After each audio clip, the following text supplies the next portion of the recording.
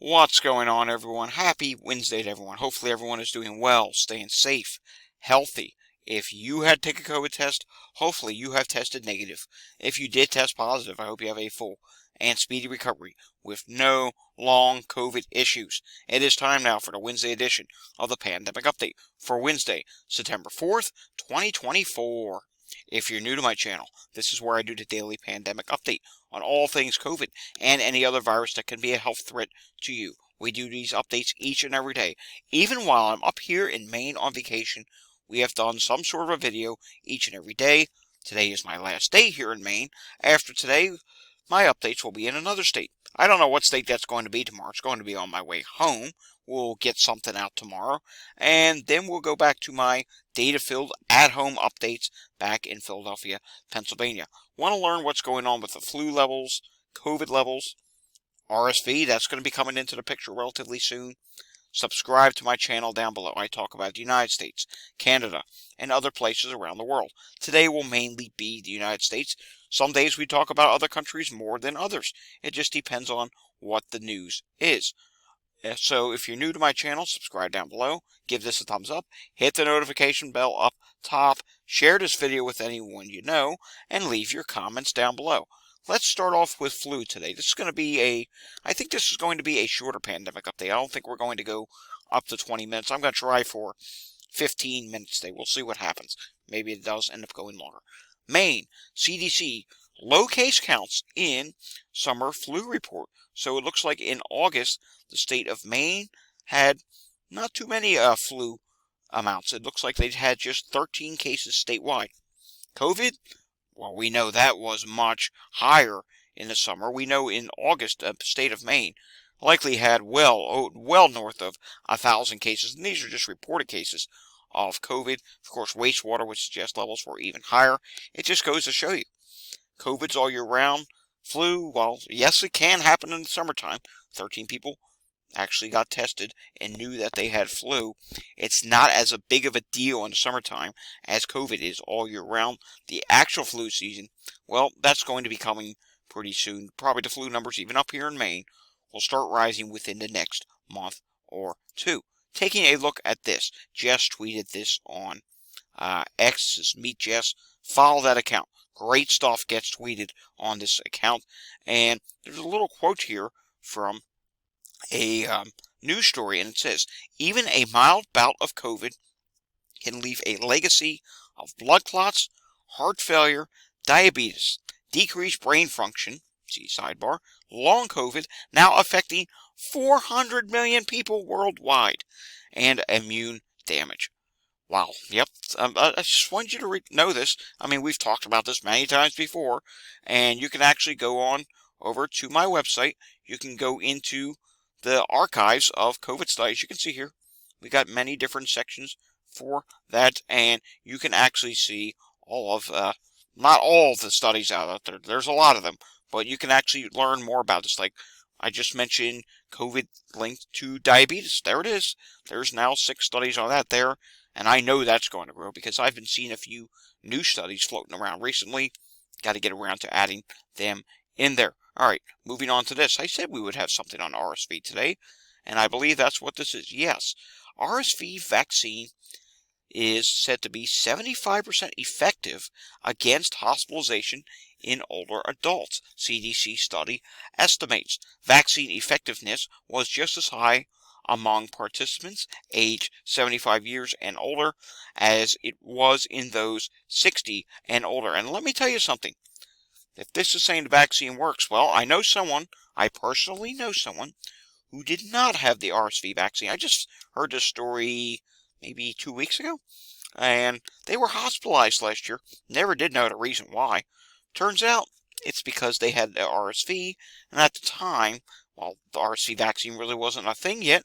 And that's the reason why they were hospitalized, which shows how serious this virus can be. Alrighty, moving on now. UK, we'll get an update on the UK tomorrow.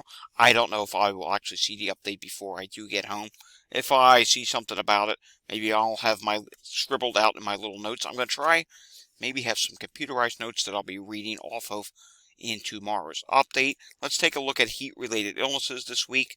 And It's not terrible, but there are still quite a few counties. We definitely see around Chicago area and parts of the Midwest. Yeah, there's still some counties there that are above average.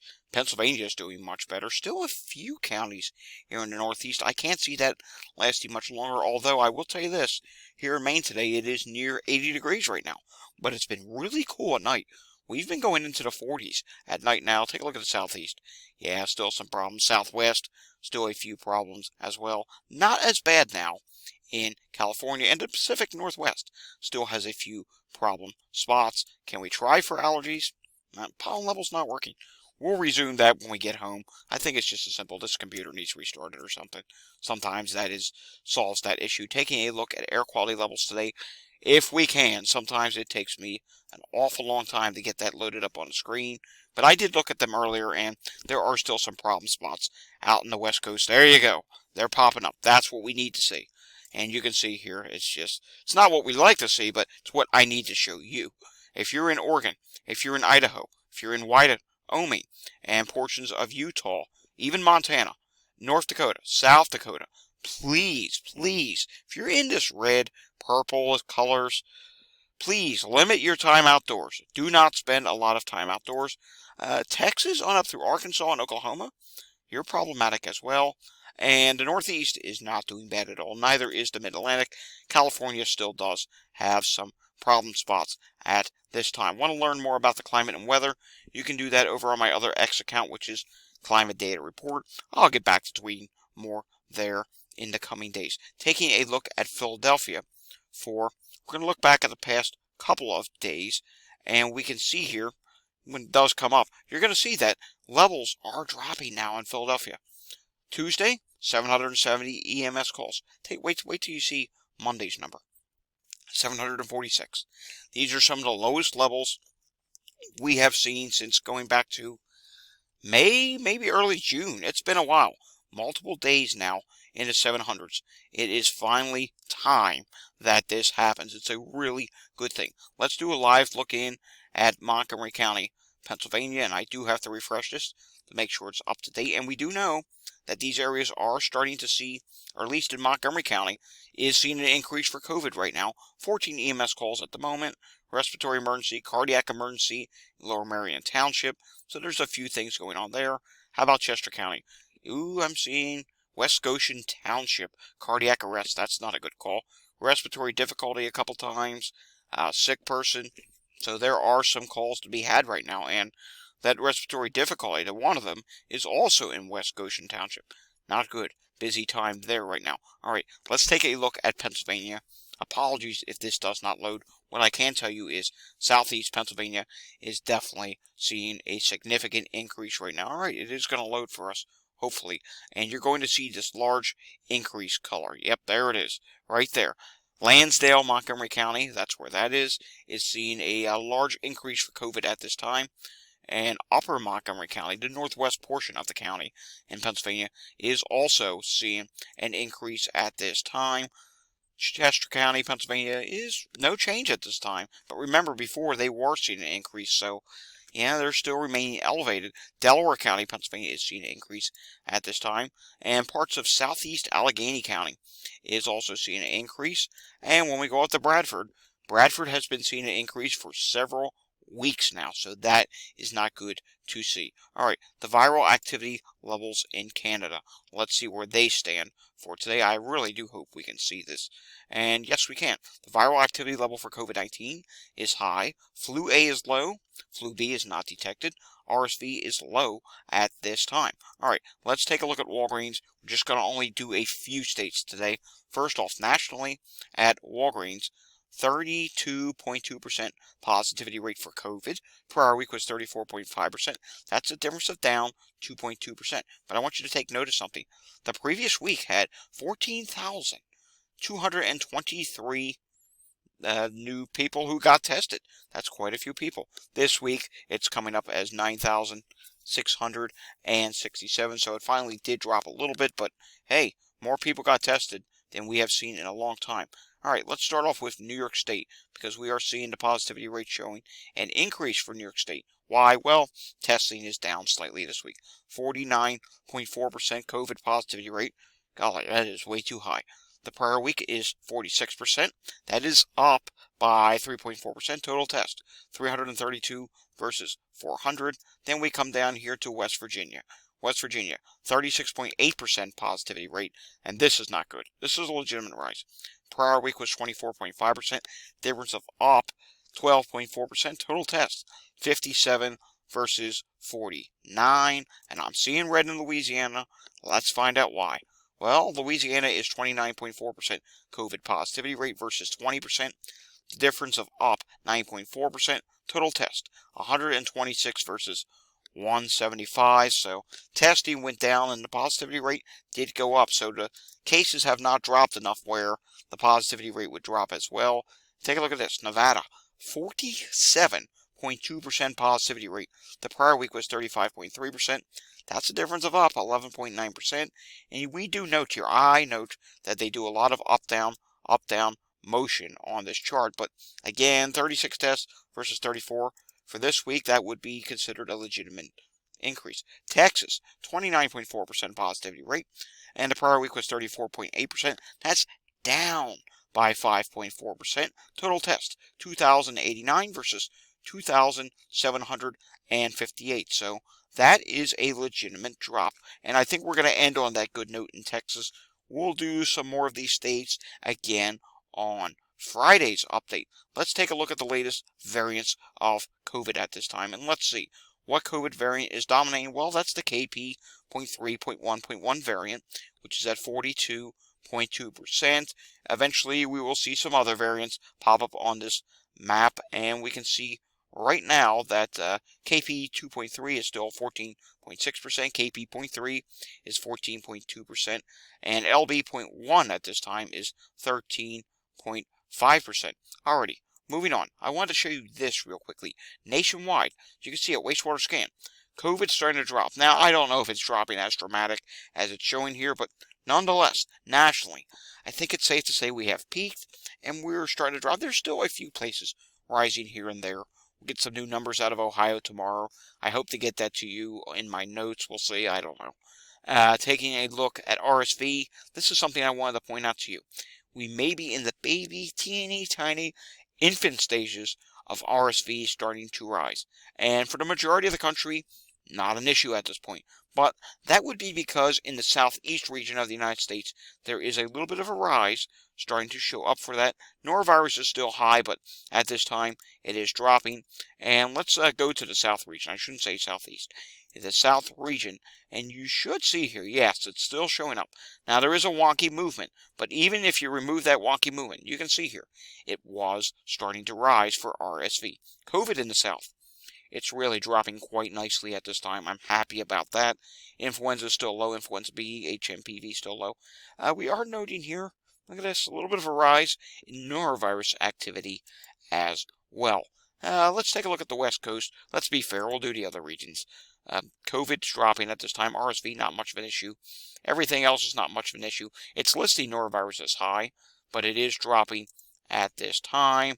Let's go up to the Northeast and then the Midwest. We can see in the Northeast that there's a wonky movement for COVID. That was one of the reasons why I probably didn't want to show this, but yeah, I think that's very much incorrect. That will get corrected later in the week. Slight rise here, though, overall, and eventually that will drop as well. The other viruses aren't much of an issue. Slight rise for norovirus at this time, but I'm not terribly concerned about that. Again, one of those wonky movements showing up in the Midwest at this time. We're seeing COVID. It continues to rise at this time, and hopefully that will peak relatively soon. RSV is low, influenza A, influenza B, and HMPV low. Norovirus is medium and starting to rise a little bit, and this EVD68. One of these days I'm going to research what that's about. If anyone knows and wants to educate me, feel free to do so down below. That wouldn't bother me one bit if someone educated me on that. It's showing a rise, so that is another virus, and it's not good to see any virus on the rise. Alright, let's take a look at New Jersey for today, and there were a few hospitals that did not report today in New Jersey, but we did get more to report than yesterday. Yesterday was really a low reporting day. 66 out of 70 hospitals reported, 521 hospitalizations, 11 people on a ventilator in the ICU. If I can get this number to come up, well, you get the idea here. New Jersey's hospitalizations are starting to drop at this time. There we go. 51 people in the ICU. And can we at least try for the discharges? Let's see here. Can we get the discharge? Yes, we can. 37 people have been discharged at this time. All right. New York State. There's one of either two things happening with cases. One, cases are starting to drop much faster. Very well possible. 753 new cases added. Or two, there's somewhat of a lag. I think it's a combination of both. Cases starting to drop faster, and because of the holiday, maybe a little bit of a reporting lag that will get corrected later in the week. Taking a look now at the hospitalizations, different story. It was a pretty big jump today in the New York State hospitalizations. Take a look at this. It's now back up to 1,256. The last time it was that high, you have to go all the way back to, well, August 20th was close, but did not do it. You have to go back to August 14th, so that is the highest level in a few weeks. And in the ICU, 128 people at this time, so something we'll have to keep an eye on. We'll have to see if it goes up again tomorrow. Probably won't get that into tomorrow's report. Next real data-filled report at a computer screen at my office at home will be on Friday. Tomorrow will be an Out in the Wild travel edition. I'm sure I'll find some things along the way to talk about there. And that does it for today's pandemic update. Yep, last day in Maine, going home tomorrow. Data-filled at home updates do resume on Friday, and who knows, maybe down the line, there seemed to be a lot of people like the type of video that we did yesterday. Maybe I'll add one of those in every now and then, like a nature walk or something, but kind of hard to do when you live in a populated area where there may be, a lot of activity on the trails. I will see you all again next time. If you enjoyed this video, give it a thumbs up. Hit subscribe down below. Hit that notification bell. Share these videos with anyone you know, and leave your comments down below. I will see you all again next time. Until I see you again next time, stay safe, everyone, and have a fantastic Wednesday evening. Thanks for watching.